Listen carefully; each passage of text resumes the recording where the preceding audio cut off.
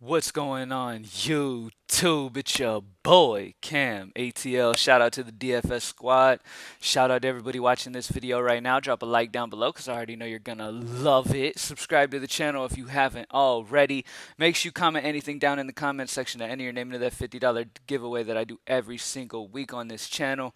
Thank you guys for joining me as always. Last night was another amazing night. Second day back-to-back that we swept both MLB and NBA on both sites, DK and FanDuel. So it was once again a great night. MLB got the takedown, so it was huge over there at baseball. But either way, let's go ahead and keep it going. Let's get day 3 in a row. As you can see on the screen, I have the Greenlight DFS Optimizer up on the screen. This comes free access with all memberships to greenlightdfs.com. So if you want to try it out, then you just got to get a package or whatever you want to do. So let's go ahead and get straight into this. Now, on the slate, there's a few things that stick out to me. All right, starting off at the point guard position, Jamal Murray is still just too cheap at 7-2. All right, he came out firing, dropped almost 60 against Utah this last game. He's in just a fantastic spot now, only 7-2. A guy who takes as many shots as Jamal Murray does and plays as solid as him and plays the amount of minutes that he plays. It's just in a fantastic situation. So I love Jamal Murray. I think he's an amazing play, and he's once again got to be in my high five. Optimizer also loves him, has him almost at 40. So it's a great spot for Jamal Murray. Speaking of who the Optimizer loves, Kemba Walker. Kemba Walker is 6'8" with no Gordon Hayward. It's just a fantastic spot here. All right. Josh Richardson is a pesky defender. He's a solid defender, but at the end of the day, not going to worry about that too much. Kemba Walker's just in a fantastic situation. With no Gordon Hayward on the floor, Kemba Walker's going to just. I'm expecting him to ball out here. All right. The first game, obviously, he came back a little slow. It's been a while. He came back a little slow, but he did play 35 minutes. That's the plus side. He played 35 minutes in this last game against Philly.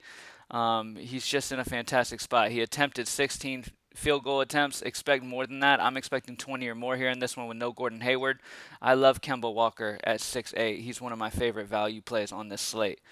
And I'm still all over Jordan Clarkson. Jordan Clarkson, the optimizer has him at 30 today. It's expecting him to ball out today. At 4'7", Jordan Clarkson's just a dude who can really stuff that stat sheet in the point category at least. He's an absolute beast. Mike Conley is still going to be out. He left the bubble for the birth of his child.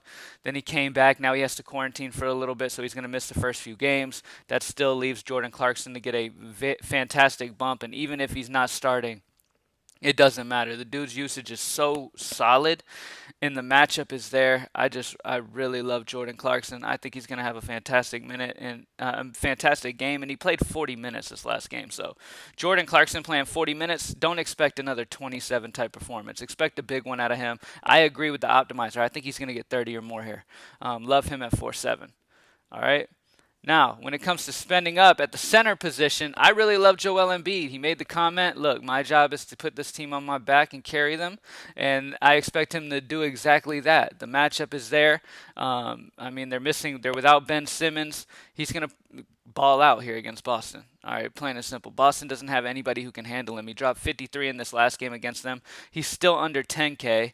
This is a Boston team that gave up over 52 to Thomas Bryant. So, come on. Joel Embiid's in a fantastic spot. I wouldn't be surprised to see him drop over 70 at some point in this matchup against Boston. I really love Joel Embiid, and it gives you some run back from Kemba Walker or any other Boston player that you want to play with Gordon Hayward out. Like I get Jaylen Brown, Marcus Smart, Jason Tatum. All of them are going to get slight bumps for sure. Okay. Only thing is that if you look at the Jason Tatum price, he's 9K. I know Jason Tatum can ball out, but 9K, I don't know. Especially when we have the options we have. Michael Porter Jr. has been balling at 7K. Fantastic options. Now, Porzingis is questionable. All right, if Porzingis ends up missing, by the way, the refs screwed him in that game. Like, he should have stayed in. And honestly, if Porzingis stays in, Doncic doesn't have the great game that he even had. He actually was limited pretty well. He ended up having a solid game, but that's because Porzingis missed damn near the entire game almost, and Doncic was left with no star around him. I'm expecting Porzingis to play in this.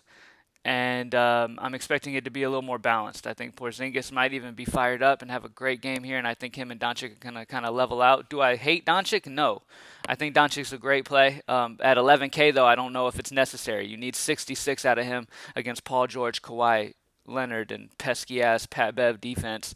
Pat Bev not too worried about, but Kawhi Leonard and Paul George, if they want to, they can really make life tough on you. So Luka Doncic at 11K is very expensive, but as the day goes on until lock, if we find that we have plenty of value, then why not? But I do expect Porzingis to play and hamper Doncic a tad bit. Outside of that, other plays that I like, I really like the value of this dude. He's been balling. Cabarrot has been balling. He's 4.7. We have him projected at 25. I would expect about 25 to 30 here out of him. He's just been balling. Dude's gotten over 30 the last 3 games in a row. He is just getting, I mean, it makes sense because this Brooklyn team is so thin. They need somebody to step up. Now, LeVert's been playing fantastic, but Cabarrot, you're getting a guy who's going to get solid usage, solid minutes, and it's just he should fall into value. He should fall into that 25 to 30 points here, and I really love Cabarrot here as a value option. I mean, I don't love him, but he's a solid value option, and I definitely wanted to give you guys another value choice. Joe Ingles balled out with no Mike Conley. You can play him. He's 5'6". I wouldn't be surprised to see him drop about 36, 6x on this slate. Let's check some other guys. Jaylen Brown is 7'5". Fred VanVleet is 7'6". I do like VanVleet. He's another solid option. Karis LeVert, once again, he's playable as well. Another situation where you got a player who is just in a fantastic spot usage-wise. The matchup is bad, and yes, Toronto could just double team him and all that, but at the end of the day, he's not Michael Jordan. You know what I mean? I don't think they would be sitting here wasting too much energy trying to double team him going against Brooklyn. I think they'll just win letting him do what he wants to do. And at Karis LeVert at 8-2, I really like him. And that's about it, man. So high five. We have a few point guards. We've got Kemba Walker, Jamal Murray, Jordan Clarkson. Love all of them. And then we have Joel Embiid.